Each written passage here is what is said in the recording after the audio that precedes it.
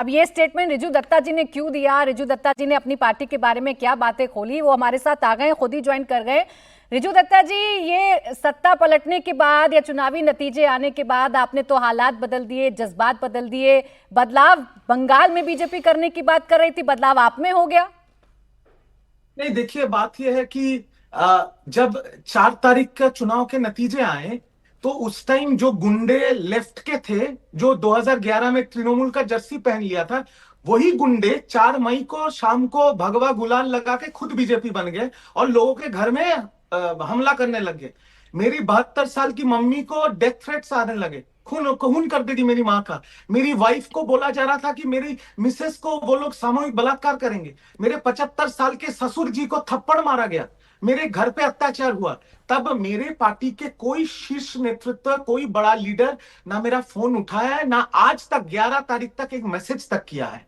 और उस टाइम मेरे परिवार को बचाने के लिए, मेरी जान माल को बचाने के लिए, मेरे माँ को और मेरी बीवी के जिंदगी को बचाने के लिए मैंने कुछ बीजेपी के नेता दिल्ली और बंगाल के, उनको मैंने फोन किया था। उन्होंने मेरा फोन उठाया और उन्होंने मेरी परिवार की रक्षा की। मैंने सिर्फ इतनी सी बात, जो कर्टसी बीजेपी ने दिखाया, उसके लिए मैंने उनको सिर्फ धन्यवाद बोला था, इसलिए आज मैं पार्टी से सस्पेंड हूं। तो ठीक है, मैं वो सस्पेंशन लेटर फ्रेम करके अपने बेडरूम में लगा के रखा हूं, ताकि 13 साल में अपनी जिंदगी का जिस जिस पार्टी को दिया है, उससे मुझे क्या मिला है, वो रोज सुबह उठ के मुझे दिखना चाहिए। नहीं, लेकिन रिजू जी, अपनी पार्टी में आप 13 साल रहे हैं। 13 सालों में ऐसा तो नहीं कि आपको नहीं पता था कि टीएमसी की प्रवृत्ति कैसी है, टीएमसी के कार्यकर्ताओं की प्रवृत्ति कैसी है, हर चुनाव दर चुनाव किस तरीके से एग्रेशन आ रहा है। पार्टी के भीतर रहते हुए कभी इसकी आवाज क्यों नहीं उठाई आपने? इंतजार कर रहे थे कि सत्ता बदलेगी तभी आप बोलेंगे? प्राची जी, आप जिस चैनल के अभी एंकर हैं, संचालक हैं, आपके ऑर्गेनाइजेशन में अगर कोई आपसे बदतमीजी करेगा तो आप पब्लिकली नहीं बोलेंगे, आप आपके ऑर्गेनाइजेशन में आपके एचआर के हेड को बोलेंगे, एचआर मैनेजर को बोलेंगे। तो मैंने अपने पार्टी के अंदर काफी बातें बोली, काफी बातें उठाई, बट पार्टी के अंदर की बात तो मैं यहां नहीं कहूंगा। बट पर कुछ तो एक एक चीज देखिए, एक चीज समझना पड़ेगा कि बंगाल की जनता ने इतना बड़ा मैंडेट बीजेपी को दिया है। ठीक है। बंगाल की जनता ने तृणमूल से मुंह फेर लिया है। भले ही 41% वोट दीदी को मिला है, बट बंगाल की जनता ने बीजेपी को वोट दिया है। तो वो चीज को मान लेना चाहिए पहले। अब देखिए, स्वयं प्रकाश पुरोहित जी हैं, वो मानेंगे नहीं मानेंगे वो तो खुद ही बताएंगे। लेकिन मैं आपको क्लियर कर दूं रिजू दत्ता जी, अगर ऐसा कुछ मेरे साथ होगा और बार बार शिकायत करने के बाद भी मेरी सुनवाई नहीं होगी, तो मैं इस बात का इंतजार नहीं करूंगी कि परिवर्तन हो, कोई दूसरे नंबर तीसरे नंबर पर आए, उसके बाद फिर मैं अपना मुंह खोलूं या अपनी आप बीती बताऊं। ऐसे नहीं होता रिजू दत्ता जी। पार्टी के अंदर अगर आप बार बार कह रहे थे और उसके बावजूद आपकी सुनवाई नहीं हो रही थी, तो इससे पहले अगर ये करते तो शायद आपका सब सम्मान करते। अभी तहसीन जी तो आपके बारे में न जाने क्या क्या कह रहे थे, वो भी आपसे जरूर बात करना चाहेंगे। लेकिन स्वयं प्रकाश पुरोहित जी, भाई जवाब दे दें। मेरी बातें तो आपको भाषण लग रही थी, लेकिन अपनों की बातें तो कम से कम सुनेंगे ना। रिजू जी ने कहा मेरे परिवार पर हमला हुआ और वो टीएमसी के गुंडे थे जो भगवा रंग लगाकर आ गए थे, और मेरी किसी ने सुनी नहीं।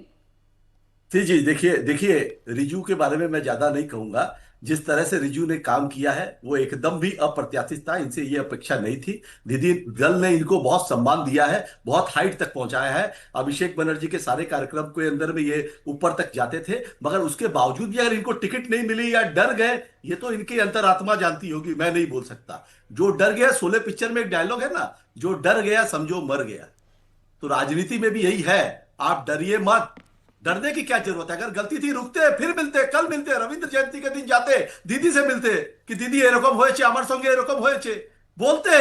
उतनी क्या हड़बड़ी हो गई, इतना क्या सुबह से लेकर शाम में बहुत लेकिन लोग स्वयं थे प्रकाश जो पुरोहित जी 8 डराने बजे वाले भी अपने अपने ही है ना। आपने सुना नहीं रिजू दत्ता जी को वो क्या कह रहे समय तो हैं? दीजिए ना। मैं फिर सुनवाती हूँ। मुझे तो बोलने दीजिए। मैं फिर सुनवाती हूँ रिजू दत्ता जी क्या बता रहे हैं, मैं फिर सुनवाती हूँ। रिजू दत्ता जी, आप 13 साल टीएमसी में रहे, आप ही मुझे बता दीजिए ऐसा क्या पार्टी के अंदर होता है, ऐसी क्या बातें हैं जिसकी वजह से आपको आज ऐसा लगा कि जनता ने उनको नकार दिया और हारने के बाद फिर अपने ही कार्यकर्ताओं को डराया जाता है?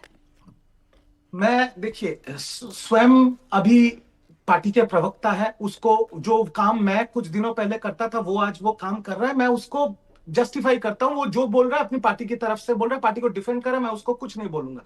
पर स्वयं ने बोला कि टिकट नहीं मिला तो इतना गुस्सा। टिकट तो बांटा बांटा गया था, या टिकट डिक्लेयर हुआ था 17 मार्च को। 17 मार्च को शाम को 4:30 बजे टिकट डिक्लेयर हुआ था। 17 मार्च से 4 मई तक तृणमूल कांग्रेस के लिए रिजू दत्ता ने क्या किया है नेशनल और स्टेट मीडिया में, वो नेशनल और स्टेट मीडिया की आर्काइव में है। तो टिकट का तो पहले दुख नहीं था।